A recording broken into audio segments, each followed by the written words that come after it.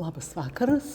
Šiandien pristatysime vertėją, net sunku pasakyti iš kokios kalbos, Marką Rodunerį, kuris šiaip jau Jeronimo premijos laureatas už vertimus iš lietuvių kalbos į vokiečių, bet šiandien truputį kitame vaidmenyje, tai gal tu pats ir papasakotum, kaip perėjai nuo vertimų iš lietuvių kalbos ir ką tu ten privertei, truputį pasakyk. Ir kas dabar verčiama? Versti aš pradėjau iš esmės dar studijų laikais, bet čia buvo daugiau bendra studentams, kadangi jie lietuviškai gana prastai mokėjo, čia kursiokams, bet rimtai tai 2001 metais, 2002 metais, kadangi 2002 Lietuva buvo garbės viešnia Frankfurto knygų mugėje ir ten kaip tik viena didžiausių leidyklų Vokietijos Deutscher Taschenbuch Verlag neturėjo ką išleisti ir norėjo ką išleisti, o aš jiem turėjau ką siūlyti, nes jie žinoma norėjo tokios, ką, kaip sakoma, galima parduoti. Ir tai buvo tuo atveju Jurga Ivanauskaitės Ragana ir Lietų. Tai nuo to ir pradėjau savo vertėjo karjerą. Ir nebuvo lengva jau tada, kadangi reikėjo versti per 4 mėnesius. Jie pasakė, tu sugebi iki pavasario išversti arba ne, darom arba nedarom. Tas, gerai. Darysim ir nuo to laiko vis kažkas kliuvo, tai diskutuojant, tai dar kažką, tai vis tiek lietuvių ir nuo 13 metais pirmą romaną iš latvių kalbos verčiau, ką tęsiu dabar toliau, nes kadangi dalinai gyvenu Latvijoje, norėtųsi ir tą kalbą geriau išmokti. Ir verčiant, čia aš kiekvienam rekomenduoju, jeigu nepatobulėja kalboj, nes šnekant kasdieniai kalboj, ten šnekant su draugais ar net ir kur nors konferencijoje, tu vis tiek tu nevystai savo žodyno ten, kur reikia, kad tu laisvai kalbėtum. O taip laisvai latviškai nekalbu kaip lietuviškai, tai aš manau, tas vertimas prisidės. O dėl vertimo iš lietuvių, tai daugiausia tokių, kuo labai didžiuojus, yra pirma šitas Balios Sruogos Dievų miškas, kur man tuomet nelabai tikėtai, bet labai džiaugiausi, už kurį praktiškai buvo suteikta ta Švento Jeronimo premija. Ir mano širdies reikalas, nes dar gyvam esant esu Jurgiui Kunčinui pažadėjęs, kad versiu jo romaną Tūla į vokiečių kalbą. Čia ir kolegoms pasakiau, nepaimkit, nes aš galiu ir su šautuvu prieš duris atsirast. Jeigu atimsi, nes čia buvo atvejų, kur kažkas kažkieno, kaip ir visose kalbose, aš manau, vertėjai kartais pagriebia kažkam po nosimi ir čia būčiau nelabai taip supratęs linksmai. O versti į lietuvių kalbą dėl to, kad viena vertus iš kai kurių kalbų nėra vertėjų. Jeigu iš vokiečių yra, tai iš šveicarų vokiečių nelabai. Dabar jau galima, gal susiformavo kas nors iš lietuvių bendruomenės Šveicarijoje, kur tą galėtų daryti, bet nesu tikras.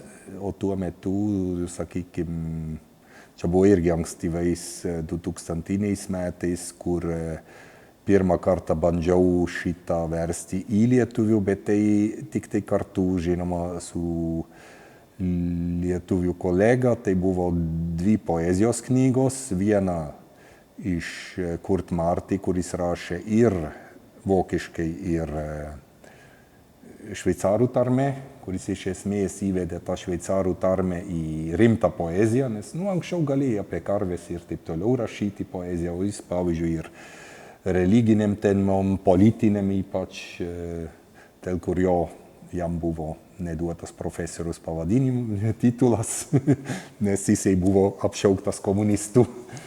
Bet Šitas labai geras tomas dėl to, kad ten buvo pasirinkta, kad vokiški tekstai buvo versti į lietuvių kalbą, į bendrinę, o jau šveicariški parašytus eilėraščius Vladas Braziūnas vertė, arba kaip Latvijai sako, atgiedojo, atdainavo savo gimtąją pasvalio tarmę. Ir labai puikiai skambėjo, bet irgi neįprastai lietuviams, kadangi kai tu skaitai eilėraštį, antraštė antropomorfinė nakts, gražiai pasvalietiškai, tai tu galvoji, kas šneka apie antropomorfinę tokiom temom tarmiškai rašo literatūrą, tai buvo irgi neįprasta lietuviam gal tuo metu bent jau. O paskui šiek tiek vėliau, irgi apie 2013-uosius, su Rimantu Kmita, žinoma, jam atiteko, sakyčiau, daugiau garbės negu man ten kaip ir toks, kaip pažodinis vertimas ir dar pagalba ten šiek tiek kaip paaiškinant dalykus, jisai vokiškai puikiai moka, bet tokių šveicariškų realijų, posakių, taip toliau, kur vokiškam vertime jau kažkas buvo prarandama, kaip ir visuose vertimuose.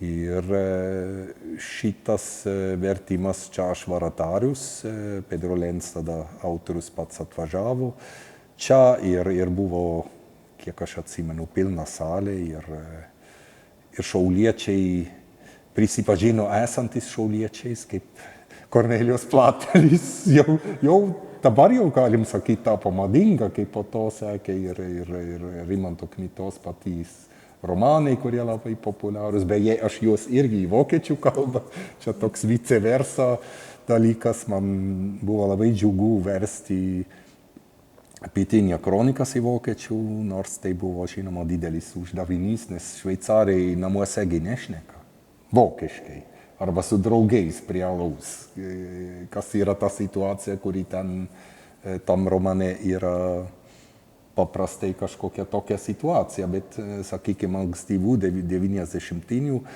ta šnekamąją kalbą, kur vokiškai bendrinė egzistuoja, ją gali, sakykime, aš ten klausausi, pavyzdžiui, daug repo, nes ten yra tas vokiškas Fanta 4, pavyzdžiui, Fantastischen 4, vis dar yra aktyvus ir jų tekstai tokie. Tai yra ta šnekamoji kalba, kuri yra bendrinė vokiečių ir manau, ten redaktorius irgi buvo patenkintas ir beje Pedro Lenz tą romaną irgi skaitė vokiškai ir pamanė, kad jam labai patiko. Čia yra jau kaip ir komplimentas. Šiaip tai norėtųsi dar kada į šveicarų tarmę versti šitą, nes tai būtų man artimiau. Ir yra vienas skyrius išėjęs šveicarų tam literatūros žurnale, vice versa, jeigu neklystu vadinasi. Ir labai patiko, kai skaičiau Curiche ten ir vieną ir kitą versiją, tai sakė, labiau mums patinka ta šveicariška. Žinoma, net ir lietuviai, tie vietiniai, kurie ten pripratę prie tos kalbos, aš manau, tas skirtumas yra pakankamai didelis. O kai vertėm į lietuvių, tada Rimantas ir taip kažkurį laiką dar dvajojo, bet vis dėlto tos bendrinės pas mus šnekamosios kalbos nelabai yra.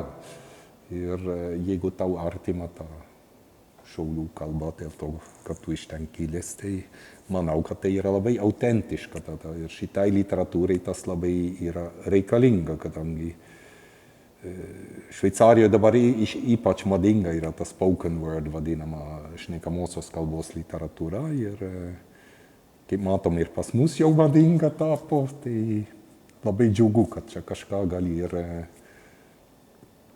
kaip čia sakyti, pajudinti. O dabar, taip sakant, kadangi šveicarų literatūros metai vertėjų sąjungos paskelbti 2025, tai yra šiek tiek daugiau tos šveicarų literatūros išleidome Ir kadangi jau iš vokiečių, iš prancūzų tų vertimų yra ne tiek jau mažai, tai nusprendėm išleisti iš italų kalbos verstą apsakymų rinktinę Anna Rūšats, Neptūnas žemėje ir Leo Tuoro romaną, trumpąjį romaną. Tai yra irgi toks dalykas, kuris labai madingas, kaip ir pati žinai, kaip ten tetralogija.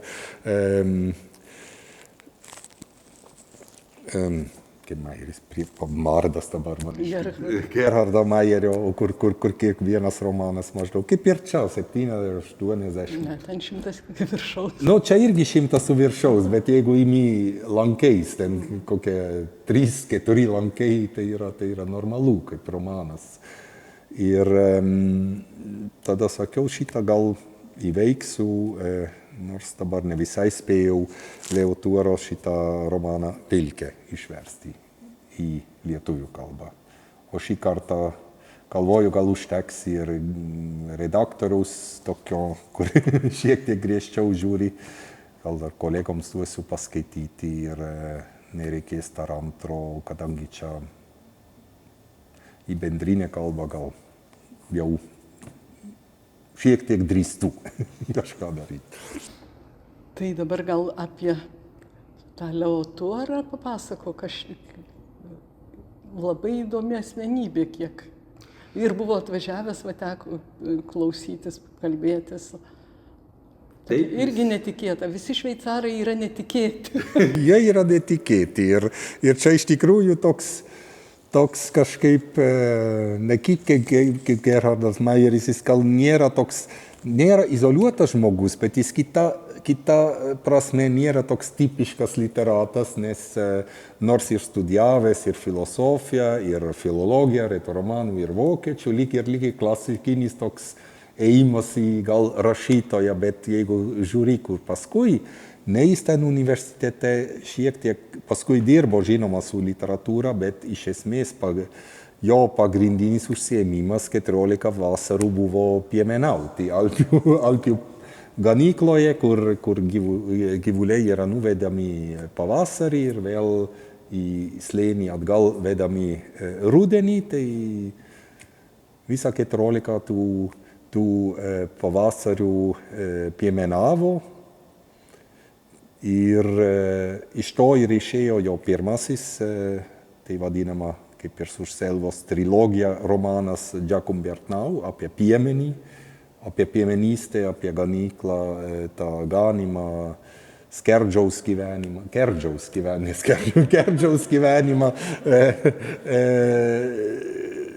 kuris dabar irgi yra nykstantis dalykas. Lietuvoje nunyko jau.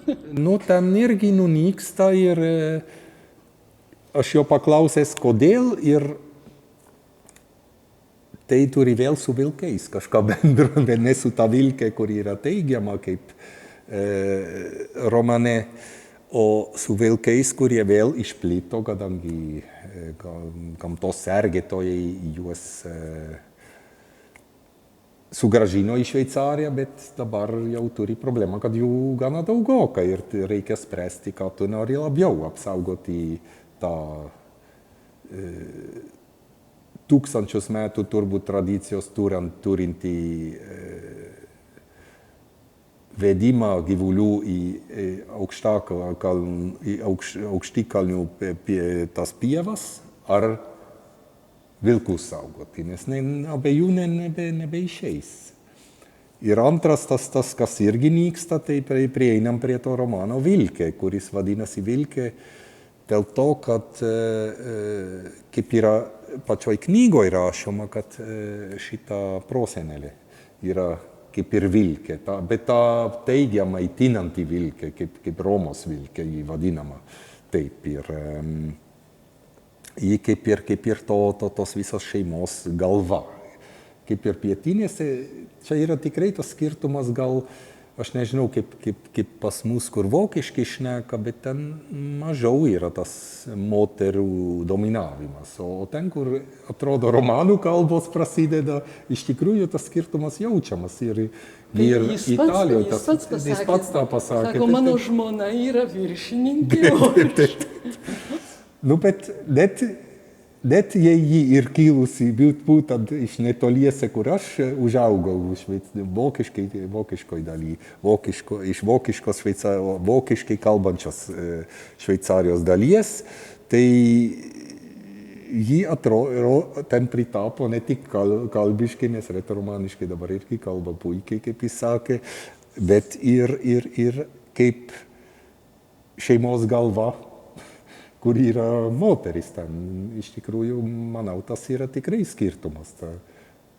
Gal romanų kalbos tai priverčia, aš nežinau, kur reikėtų žiūrėti, kaip yra prancūziškai kalba, kur prancūziškai kalba. Prancūzės irgi yra dominuojančios, taip. Netiesmukai, bet Italijoje tas labai jaučiama. Ir itališkoj dalyje, aš manau, irgi, kad... O tai retoromanų pati kalba, kaip jinai atsirado ir kiek jinai skiriasi nuo kitų, čia, aš įsivaizdavau, kad čia prancūzų, arčiau italų. Arčiausia yra šiaurinių italų, sakykime, tų atmainų. Negalima net sakyti dialektų, nes lombardų vadinti tarmėnų tai yra tikrai labai nutolusi nuo tos bendrinės kalbos, kuri iš esmės yra kilusi tik tai iš tam tikro regiono ir ten kalbama taip.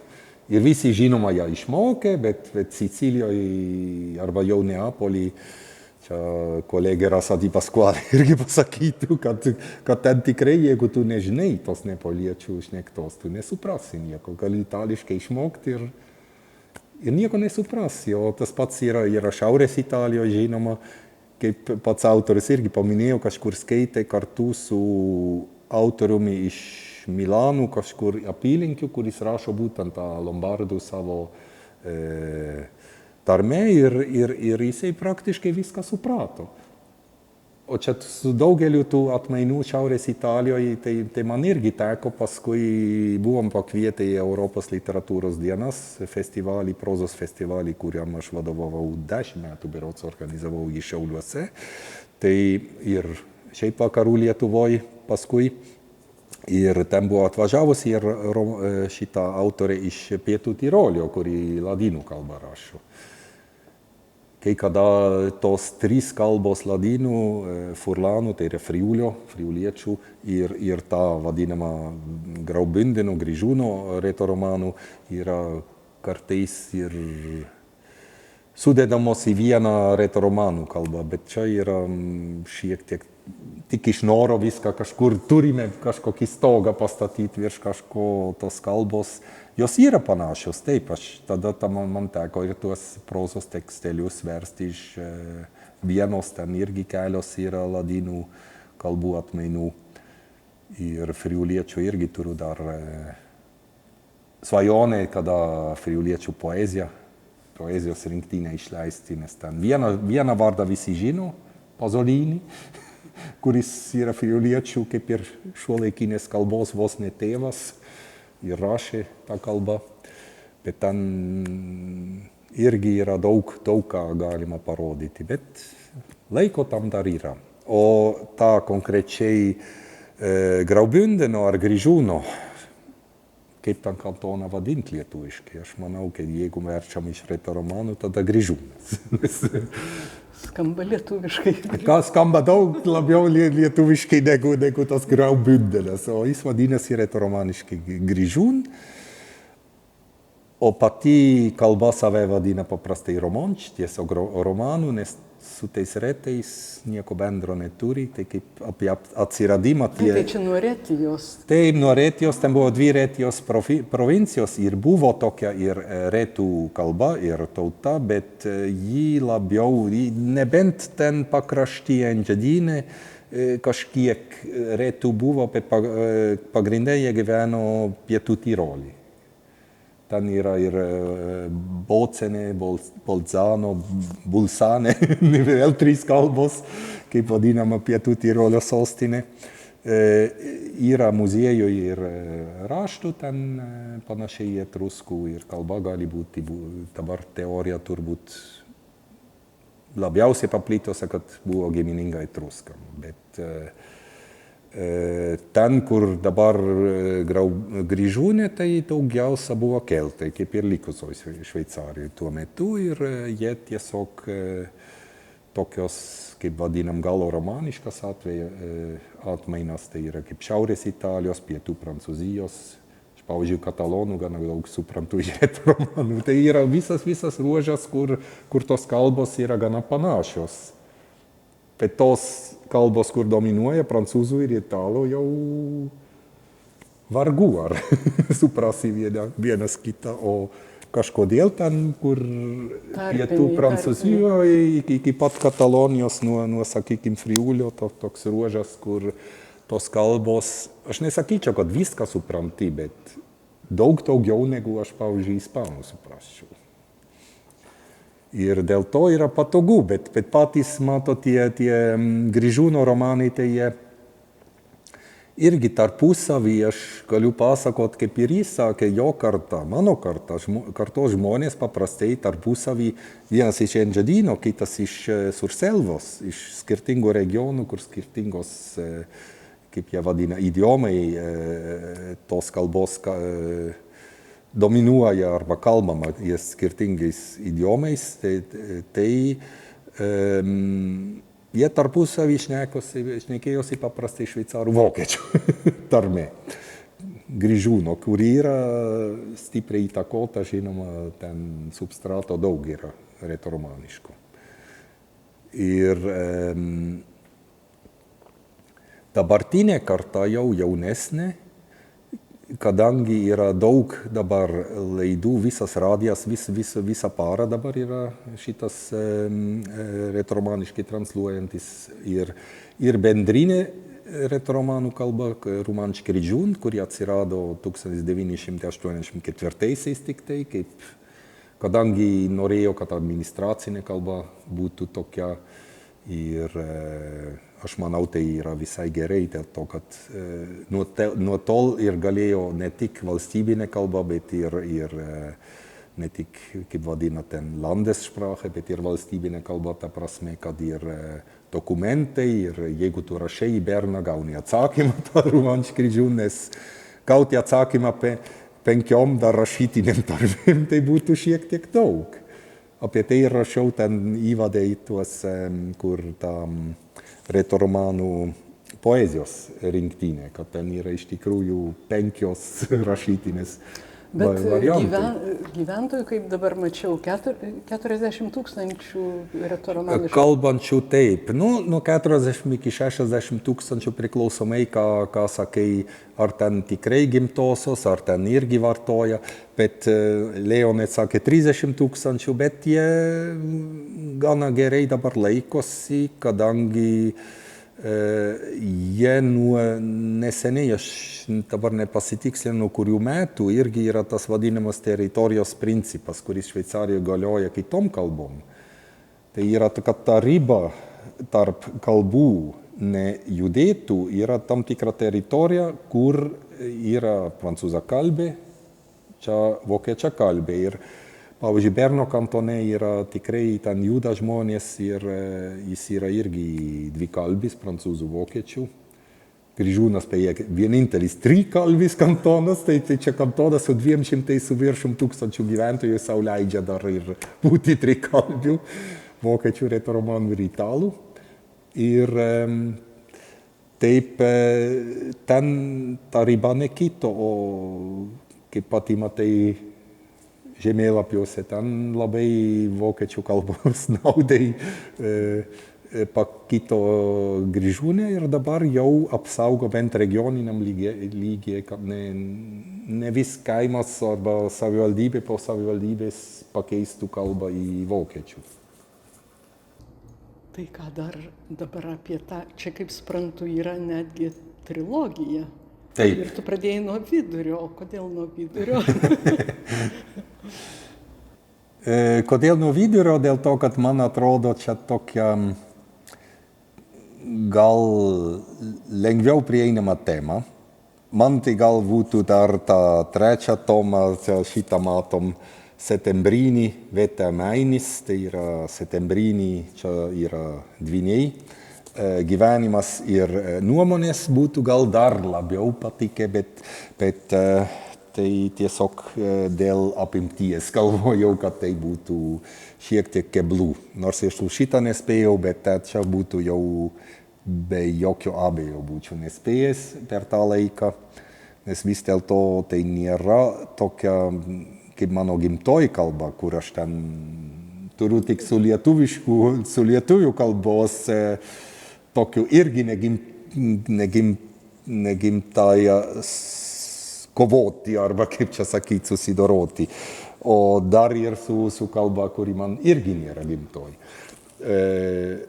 O pirmas tomas, aš galvoju, šitas ir tematika yra gal ta, kuri labiausiai prieinama, ta šeima, kuri ir Lietuvoje kaip ir dingsta ta, arba jau dingo ta didelė šeima, kur 3-4 kartos, nes čia yra ta prosenelė dar gyva, kuri galų gale ir namuose pašarvojama, išnešama. Šito tai turbūt irgi dabar Šveicarijoje aš nelabai girdėčiau. Čia kaip tik paprastai ten, kas Lietuvoje nelabai žinoma, yra šarvojama kapinėse, koplyčioje kapinėse. Aš irgi nežinojau, kad ten Surselvoje, tai yra regionas prie Surselva, yra Reinas turi keletą tų intakų arba pradinių tų dalių ir čia yra to vadinamo Vorderrhein, tai yra priešakinis. Reinas, kuris ten teka nuo Oberalp perėjos iki kur suteka su tuo Hinterrhein, tai yra tas, kaip tu jį vadintum, to, kuris iš kito galo ateina. Ir ten tų reinų yra labai daug, kai mes matom reidas, tai kiekvienas slėnis dar turi savo Reinuką. Reinda Sumvič, tai yra jo slėnio to Val Sumvič reinas ir taip toliau. Ir čia keletas yra minima ir knygoje tų reinų, ir tai jie neturi kitų pavadinimų, tiesiog yra intakos.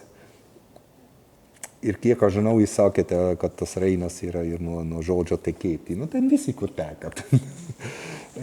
Ir ten yra vienas iš tų regionų, kur būtent retoromaniškai kai kuriuose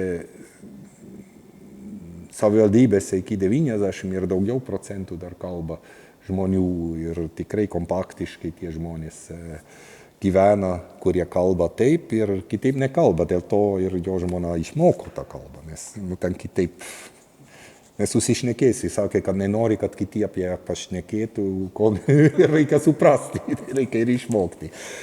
O dar dėl jau tų vienas dalykas prieš pereinant prie knygos, prieš atvažiuodamas jisai man pasakė, reikėtų ten važiuoti pas Donelaitį. Tai sakiau, tas Donelaitis jau dabar dėja Rusijos sudėti Rytprūsija, Rytų Prūsija. Ir ten nelabai nuvažiuosime, bet jisai labai mato tų bendrumų tarp jų to nacionalinio, galima sakyti, poeto, klasiko Džakuna Hašpermuot, kuris yra išleidęs 6 tomų, 10 metų dirbo prie to. Tai mato, ne tik piemenavo, bet tai, kaip sako, vasaromis piemenavo, žienomis dirbo rimtą filologinį darbą ir parengė šitą leidimą 6 tomų. Ir jam labai atrodo, kad tas apdainavimas to kaimiško gyvenimo hegzametrais labai susišauktų. Ir kad reikėtų kam nors, tai sakiau, tai tu turi daryti šitą, parašyti kokį nors lyginimą, nes kiti paprastai arba nemoka retoromanių, arba nemoka lietuviškai, žinai. O vokiškai yra geras vertimas, bet tai manau, kad jam teks tą daryti. Ir kas irgi labai buvo gerai man padėjo, prie ko jis pridėjo, yra tas didysis retoromanų žodynas, dikcionarij romanški ir žiūn, tikrai toks išsamus, kur kartais ir reti tie žodžiai arba reti posakiai, jis labai pilna kiša posakių. Tekstas ten. O tau čia kaip tik posakių ir reikėjo, ne? Nu, man čia reikia daug, tai jisai ir daug jų kai kur gali lietuviškai, bet čia yra kaip su visais vertimais, kai kur tu neišeina kitur kompensuoji, bet aš pasistengiau daug, kur ir būtent tas vertimas buvo taip, kad aš šalia turėjau ir vokišką vertimą, bet matai, kad ten daug kur kitaip žaidžiama, kadangi labai daug jis žaidžia kalba, čia tikrai negalima iš antrinės kalbos versti, nes ten daug paskui pagal tą padarai. Ir kaip ir kitas autorius, beje, iš to paties slėnio, kur kitais metais išleisim knygą vieną kartą jaunesnis, tai yra Arno Kameniš, pasakė, tu turi versti, jo vienas ar kitas romanas egzistuoja ir retoromaniškai ir vokiškai. Jis sako, tu turi arba tą versti, nes čia yra du skirtingi tekstai, kadangi irgi kalba žaidžiama ir tada, žinoma, kitaip žaidžiama. Nu, taip. Kalba priverčia kartais žaisti vienaip ar kitaip ir tu kitaip nepadarysi. Bet čia daug yra tokių dalykų, kai tas romanas, jis iš tikrųjų yra romanas, kaip ir auga tas berniukas, jisai vis ir ten miršta ta prosenelė. Tai yra iš tikrųjų romanas ir vis tik jisai toks iš dalies ir kaip koliažas, nes ten dedasi tie intarpai, kur senelis, kuris tik vienarankis ir kuris kalba tik citatomis. Štai labai apsiskaitęs. Labai apsiskaitęs ir čia yra vėlgi tas šveicariškas dalykas, kad žmogus iš kaimo, jis nėra kaimietis. Jis yra kaimietis, viena prasme jis yra kaimietis, bet kita prasme ne. Nes ir kaime, žinoma, tengi visi lankė mokyklas, jisai ten ir baigęs tą Vienuolyno, taip, Muštė arba Dysantis, kaip ta vietovė vėlgi, vietovardžiai, o romaniškai vadinasi Muštė, tai yra monasterium, tai yra būtent vienuolynas. Ir ten didelis, įspūdingas vienuolynas. Tai jisai ten, aš sakyčiau, gana elitinė gimnazija, nes ten mokėsi iš tikrųjų kaip būdavo humanitarinėse gimnazijose. Tu dar mokėsi iš tikrųjų kažko, gauni tokį apsiskaitusio žmogaus išsilavinimo jau prieš universitetą. Ir šitų gal dabar vis mažiau tokių gimnazijų, bet aš nemanau, kad tai blogai, bet jisai, žinoma, čia knygoj, pavyzdžiui, jis ten šiek tiek irgi, kaip ten tokių frontalinių, kaip jisai žaidžia iš Goebbelso kalbos beje, kur sako, ar norite totalinio švietimo ar kažką vietoj totalinio karo, kaip Goebbelsas. Tas mokytojas, kuris taip yra toks gana baisus kartais, kuris daro tą tokį dėstymą, mes turbūt irgi iš mokyklos ten anais laikais būdavo tar toks, kur tu nebendrauji su mokiniu, tik tiesiog čia tu ir taip ir disciplina ir... Būdavo visokių. Būdavo visokių, bet jis čia apie vieną tokį turbūt mokytoją rašo ir čia matai, visi tie tokios aliuzijos ir žaidimai, čia jų yra nemažai toj knygoje. Ir tai, jeigu tu juos supranti, tai visada gauna toks, šiek tiek šypsaisi. Ir tai irgi yra gerai, nes kai kur yra gana rimta. Kita tematika, kuri čia irgi tokia labai šveicariška, yra Napoleonas, kuris čia irgi pasirodo, kažkaip negali šveicarai be Napoleono apsieiti. Taip, Gerhardas Mayeris visą tomą skyrė Borodino pavadinimu, o čia aš kažkaip paskaičiau tavo vertimą ir puoliau skaityti apie Suvorovą. Nu, Suvorovas yra, kaip ir autorius sakė, jiems tai apie jį čia nėra užsimenama, kiek aš suprantu, bet šitam regione jis yra gana,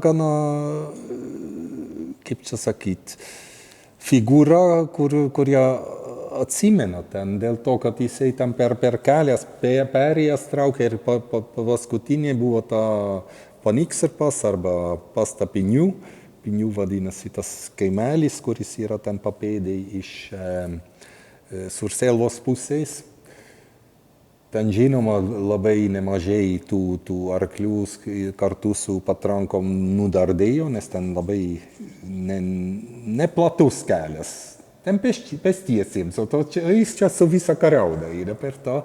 Bet ko atsimena labiau yra žinoma ten tų jo kariaunos to nelabai kokios veiklos. Nu, tas siautėjimas, taip. Ten yra žinoma, kad ten apie 30 metų užtruko ekonomiškai atsigauti šitam regionui. Nuo šitų, nes ten visus apiplėšė, ne tik apiplėšė, visus, pavyzdžiui, ten ožkas, visus gyvulius skerdė, suėdė. Nu, žinoma, ten kariauniai reikia paėsti, bet paėsti dar supranti, bet prievartavimai ten. Ir ten buvo net ir aš neprisimenu to žodžio, kur sakė, kad ten tų vaikų iš tų rusų kareivių. Tai yra tam tikra trauma, kuri liko tam regionui ir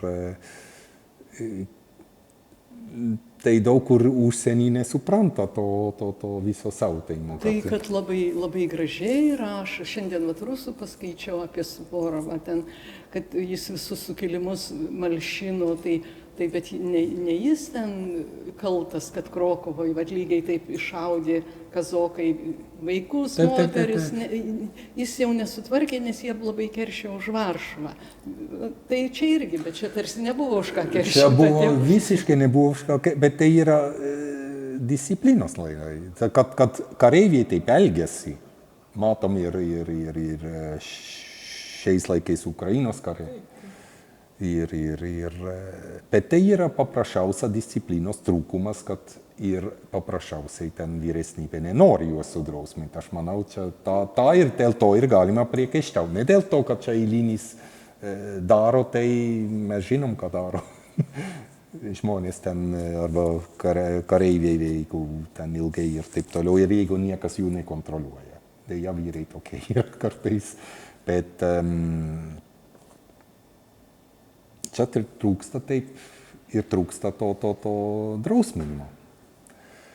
Ir čia šitas yra tikrai toks gana baisus, o Napoleonas tai buvo, kaip jis sako, senelio biblioteka, kuris ten rinko viską apie Napoleoną. Čia ir daug kas cituojama ir tas, aš žiūrėjau, deja, dar nėra versta, kiek aš mačiau į lietuvių, ten paskutinės Napoleono dienos Šventos Elenos saloje. Iš to cituoja, pavyzdžiui, tas senelis. Ir man tai įdomu, kaip jis visą pasaulį čia lyg ir vyksta viskas tam kaimelį. Ten kažkur tikrai, kur reikia pirmą surasti tą kaimelį, ten nuvažiuojant. Bet į jį telpa visas pasaulis. Jis ten kažkur plaukė, ten į Šventą Eleną, paskui ten apie kažkur kokia ten vos ne Indonezija. Kažkas telpa viskas ir Rusija ten su prosenelė, kuri turėjo baigti nuo bolševiko, kuri buvo menševikė ir be nieko paskui vos gyva liko ir pabėgo iš ten. Tai bet kažkaip ta Rusija tiem šveicaram įdomiai, kad vis kažkur šmėžuoja. O dėl kalbos jau truputį paminėjom, kad posakių daug,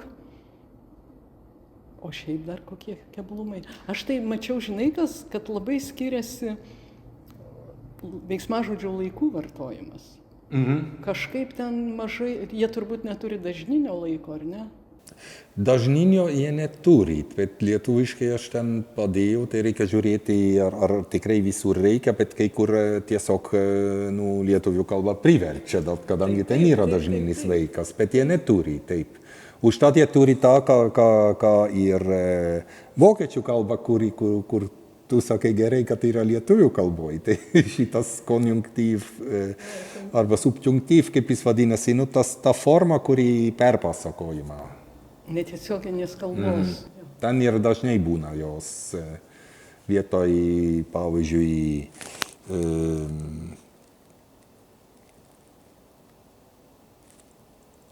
tiesiog jau sun, aš esu, jau sėdži.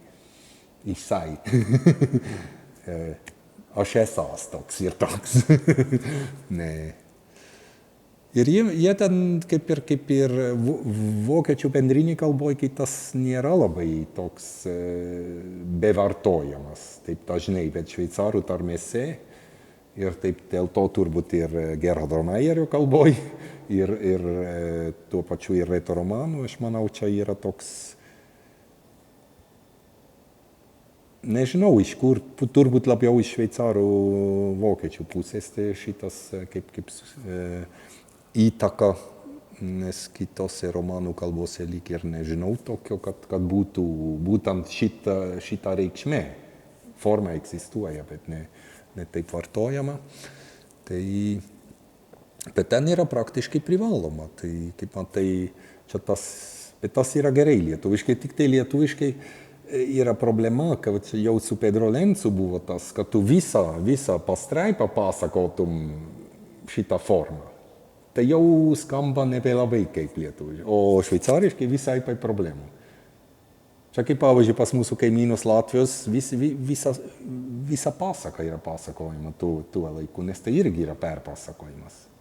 Na, lietuvių ir senieji įrašai, tai irgi taip. Irgi taip. Bet dabar jau skamba tai šiek tiek... Nubluko. Taip. Bet aš išgirdau, tiesiog labai nudžiugau, nes kažkokiam filmo peržiūroj, ten vienas garbus žmogus taiga pavartoja tą formą, aš suklikau, sakau, vadinasi, šnekamojoje kalboje visiškai... Tai žinoma. Visiškai normaliai. Tai aš manau, kad turėtų būti, bet čia yra... Galima čia sakyti, gal čia yra šiek tiek ir kaip ir su dviskaita, kuri dingo dėl to, kad didžioji rusų kalboj to nėra. Aš manau, ta įtaka yra. Kad arba kaip vardininko objektas, kaip reikia šieną spjauti, pavyzdžiui. Tai čia pasenus... Mėgstu alus gerti. Taip, būtent šitie dalykai yra... Visi gal dingo per tai, nes prieš karį, tai kai aš verčiau sruogą, tai ten pilna dviskaitos, bent jau daiktavardžių, ne veiksmažodžių ėjo, bet daiktavardžių 2 bernų, 2 merginį yra ten. O čia vėlgi vokiškai nepadarysi kažkokios dviskaitos, kurios nėra. Ir kas gal dar sudėtinga yra, kai kalbėjomgi, kad senelis ten citatomis kalbėjo, tai aš ir autorius paklausiau, ar dabar visus tų citatų ieškot, ar yra vertimas lietuviškai, ar nėra vertimo lietuviškai. Jis sako, ne, tas senelis ir ten ir parašyta puslapyje, ten 300 kažkiek, ten tam bendram leidime, kur yra abiem kalbom, kad tas senelis galėjo ne visai atsiminti, tai nusiraminau apytiksliai ir dėl to ten dėl 2-3 eilučių, kur cituoju, aš ir neieškojau, bet tiesa vienoj vietoj tikrai ir gal dar vieną suieškosiu, nes ten buvo šiek tiek kokį pusė puslapio pacituojama iš Moby Dicko ir mes turim gerą vertimą. Moby Dickas labai geras. Vienas Palčiūnienės ir dėl to sakiau, čia būtinai reikia ten nebandyti geriau versti už gerą vertimą, o įdėti taip, kaip yra. Ir ten dar viena vieta buvo, kur suieškosiu ten tą, nes ten, man atrodo, nelabai kas gausis. Ir dar kažkokia ten labai ilga poezijos mačiau. Ten ilga, ten yra pažeidimas iš variacijos iš Kurto Šviterso eilėraščio Anna Blūmė. Aš susiradau originalą ir mačiau, kad vokiškai ten visiškai kitaip žaidžia, dėl to, kad jeigu tu ten truputį pažeisi vokiškai, tai bus plagiatas praktiškai. Nu, negali to daryti. Arba originalą, arba ir šiek tiek iškrypusą negali ten tą eilėraštį vokiškai, tai vertėjas ten visiškai kitaip pažeidžia, bet kaip tikros variacijos, kur visai yra nutolusios, o autorius originalė retoromaniškam, tai yra šen bei ten, bet yra gana arti to Kurto Šviterso originalo. Tai aš manau, aš laikysiuos irgi tos taktikos, kadangi tai nėra lietuviškas originalas, o galima ten pažeisti šiek tiek ne visai nutolstant nuo to, ką originalo autorius. Bet čia matot, yra labai daug. Nu, yra dar Biblijos citata, kur žinoma, aš ir gana ilga, kur aš tiesiog iš lietuviško Biblijos vertimo paėmiau, nes nu, čia būtų irgi nesąmonė versti. Galima sakyti, čia mažiau darbo. Pusė puslapio čia, gali tiesiog iš tų vertimų, bet irgi reikia pirmiau rasti, tai čia nėra taip lengva. Tai šitos knygos tavo į lietuvių kalbą pirmieji vertimai, ar ne? Nu, čia yra pirma, kur aš šiaip vienas dabar atsakingas už vertimą, nu, žiūrėsim dar, jeigu labai daug reikia, tai reikėtų tada iš esmės irgi įvardyti sąžiningai bendravertėjų, bet manau, kad susitvarkysim. Ir nereikės ten tiek daug, kad jau, nes man nesąžininga, kai yra vertėjas ir kaip pasakodavo, kur anksčiau kokio partkomo žmona vertė ir reikėjo praktiškai perrašyti tą vertimą, bet tada reikia ir bent jau rašyti. Tai yra ir problema, kad pas mus į sutartys neįrašoma. Pavyzdžiui, vokiškose sutartyse dažniausiai yra įrašoma, kad jeigu yra labai daug redaktorius keičia, tu gali nesutikti arba redaktorius gali ir reikalauti, kad jis kaip bendravertėjas būtų įvardyjamas, nes čia jau jo darbas toks didelis, kad nu čia ne... Tai būna taip. Būna. Bet tai turėtų būtent, kiek aš atsimenu, mano sutartyse Vokietijoje visur tai ir įrašoma ten tvarkingai, ką tu gali daryti, tu gali ir atsisakyti, kad tave įvardytų kaip vertėją ir atsimti ir taip toliau. Nes tas ir leidykla turi teisę neleisti tokio vertimo, kuris, nu, žinai. Bet kartais čia leidžia vis tiek, kadangi remiama ir reikia, bet man tai atrodo, čia yra didžiausias blogis, kai tu matai ir dar, pavyzdžiui, atrandi, yra tas vertimas į lietuvių kalbą, bet jis blogas, o kaip aš jį dabar cituosiu. Nu, tada necituosiu. Aš verčiau Prusto gabalus, kai man reikėjo, žodžiu. Jau žinau, kurie geri vertimai Prusto, kurie blogi, žinau, kas... Tai aš irgi, matai, mes elgiamės taip pat, tada reikia tikrai pačiam. Dabar galima pats išsiverti ir viskas, nors yra vertimas. Bet aš manau, tai yra geriau negu ir kartais... Matai, čia vėlgi yra šiek tiek į lankas, bet tai yra vertėjų, manau, profesijos ir taip toliau dalykas, kad kartais per mažai nes čia gana nemažais pinigais remia. Nepaslaptis, kad pas mus daugumą leidyklų mes tai ypač knygas leidžiam, kai yra praktiškai pilna parama. Yra viskas padengta, kažkokia parama. O deja, kai kurie užsienio fondai per mažai kreipia dėmesį, kad bent jau, kai tas vertėjas dar nėra toks, ar ta vertėja dar nėra toks ar tokia žinoma, yra jau įrodžiusi, kad moka versti, kad nedaro ekspertizės. o tai yra būtina. Taip nedaro, nes šveicarai tai, man atrodo, daro visą. Šveicarai būtent darė. Aš irgi vieną kartą gavau vertimą, kuris paskui dienos šviesos neišvydo dėl mano neigiamos. Bet ten buvo tikrai, ten net nereikėjo jūsų konsultacijų, kurie gimtakalbiai, ten buvo priešingai, negu ten buvo parašyta. Ten stovėjo raudonas namas, o ten verčiama, ten stovėjo koks mėlynas namas. Nu, aš nemanau, kad tai dabar buvo konkrečiai tenais taip, bet ir tai buvo gana žinoma autorius. Ir tada galvoju, aš tiesiog parašau, taip negali išeiti. Arba čia turi būti perdarytas, suredaguotas ne tik taip, bet čia praktiškai perdarytas tas vertimas ir tada. Nes aš manau, kad tai yra labai bloga, vokiečiai tai vadintų meškos ir lietuviai meškos paslauga šitam autoriui. Nes jisai paskui galvos, tas autorius, jis tikrai nekoks. Nes jiegi tik tai vertimą mato. Ir ta atsakomybė mūsų vertėjų yra labai didelė. Ir dėl to kartais tai galima dabar ir taip su kokia dirbtiniu intelektu verst. Nemanau, kad greitai mus pakeis, ypač literatūros vertime tikrai ne. Ir kitas dalykas, net ir jeigu žmogus naudojasi tuo, jis paskui turi visiškai tą patį darbą įdėti, kartais yra net mažiau darbo. Tai už tai, kad dabar jau yra čia tokių, kiek girdėta, tai žmonės atpažįsta, sako, gramatinka, ta tokia griozdiška pasidaro. Ir netgi vertėjas vertė pats ir gyrė redaktorių. O sako, staiga pablogėjo.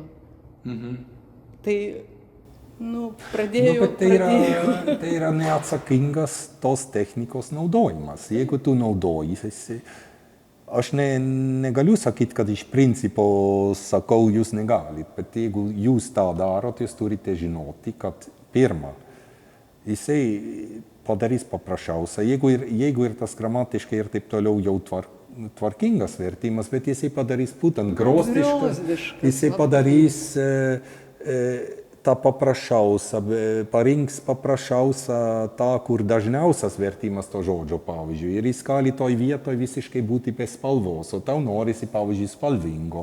Ir dėl to žmogaus vertėjas, jisai nežinau kiek metų dar, gal atsiras kažkada, kur pats tas dirbtinis intelektas pradės pažeisti.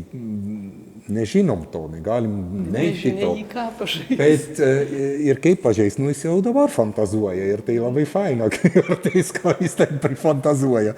Bet tai yra jau kitas reikalas. Bet čia yra problema, kurią irgi mes kaip vertėjai turim iš esmės kelti, kad šitie leidyklos dažnų atveju mano, kad už tą, kaip dabar vadinasi, post-editing, tai yra iš esmės dirbtinio intelekto vertimo arba dirbtinio intelekto arba kokios ten DeepL, aš nežinau, kaip ten tai galima vadinti dirbtiniu intelektu, bet sakykim tokių ne žmogaus vertimų, kad jie mano, kad tada tam vertėjų redaktoriui gali mokėti tik tai kaip redagavimą. Tai yra visiška nesąmonė. Jeigu tu ten praktiškai viską turi perrašyti, tu gauni tiek pat, kiek už, pavyzdžiui, tavo vertimo redagavimo, kur reikia mažai darbo, arba kito gero vertėjo, arba net vidutiniško vertėjo. Tai ir dėl to bandom dabar aiškinti, žinai, kad čia nėra tas pats ir kad tu negali nepatyrusi redaktorius prie tiesiog paimti ir dar jam numesti tą mašininį vertimą. Tai gausis būtent dar ne tik grozdiška, gaunasi visiškai nesąmonė. Tai žodžiu išeina, kad toks pliūpsnis šveicarų literatūros jau šiais metais, o ateičiai ką planuojat? Tas pliūpsnis bus tęsiamas dėl to, kad kai kas ir šiemet dar neišėjo, tai pavyzdžiui Pedro Lenz Primitivo, kur galvojom arba žadam, arba norėjom su Rimantu vėl padaryti kaip antrą blyną to paties autoriaus šiek tiek tokios, sakykim, stilistikos tas romanas, nes apie kitką, bet tai pažiūrėsit, kai artės laikas, o kas jau yra dabar planuojama, ten jau vertimas praktiškai yra ir kitais metais ramiai išleisim, tai yra iš to paties slėnio, kur ir Leo Tur dabar gyvena, kilusio Šveicarijoje labai populiaraus autoriaus Arno Kameniš, kuris buvo gal jau 2 kartus Lietuvoje. Irgi trilogijos, irgi apie dingstantį pasaulį, bet ten konkrečiai apie kaimą, iš kurio pirmą dingsta berods bažnyčia, paskui mokykla ir pagaliau yra dar vadinasi romanas Užtrinkata, išgerimas, kur geri iš dar likusio, kas liko iš baliaus, kaip negalima sakyti lietuviškai, iš puotos išvakarėse. Ir tada užsidaro dar ir smuklė, ir tada jau užsidaro kaimas, taip sakant, kaip toks. Nes tai irgi yra kaip ir turbūt verčiant ir Meierį gerą. Pamatai Šveicarijoje kaimas, tai yra visada bažnytkaimis. Ir su mokykla būdavo anksčiau, ir bent jau su viena smuklė, kur gali žmonės susėsti ir kortom lošti. Nes čia irgi yra, tam regione yra tas tarokas, tai yra tarokas yra taro kortomis žaidžiamas, bet jisai taroku vadinamas, kadangi ten nebūriama, bet žaidžiamas toks gana... Tai aš dabar susigraužiau, kad Gerhardo Maierio, kaimas ir kaimas, galiau ir bažnytkaimį, nepavadinau bažnytkaimį. Bet tas bažnytkaimis yra toks griostas, taip, aš kartais ir linkstu į miestelį, bet tas miestelis vėlgi yra... Gyventojų daugiau. Taip. Kaime lietuviškam tikrai daugiau. Taip. O šveicariškam tam su bažnyčia ir visko gali būti ir 50 žmonių. Tam, kur Suvorovas rezidavo kurį laiką, berods 52-3 gyventojai yra. Ir jis buvo atskira savivaldybė ilgai. Ir būtent čia tie tokie dalykai, kur tu kaip perteiksi lietuvių, nes ten yra visiškai kita struktūra. O šitą irgi norėčiau tęsti gal po poros metų, kaip ir Kamenišo tą trilogiją, po truputį išleisti po vieną tomą. Irgi svarstėm viską kartu, nes ten irgi nėra didelį, bet tai gali vėl aktualizuoti. Jei išleidžiam naują tomą ir tie autoriai skirtingai nuo Gerhardo Meierio dar yra gyvi ir juos gali nuolat vėl kviesti. Ir tada irgi tęsti gal su pirmu, gal su Settembrini, pažiūrėsim, kas pirmiau. Nebūtinai eilės tvarka, aš manau. Tai ką, tai džiaugsimės, lauksim. Ačiū.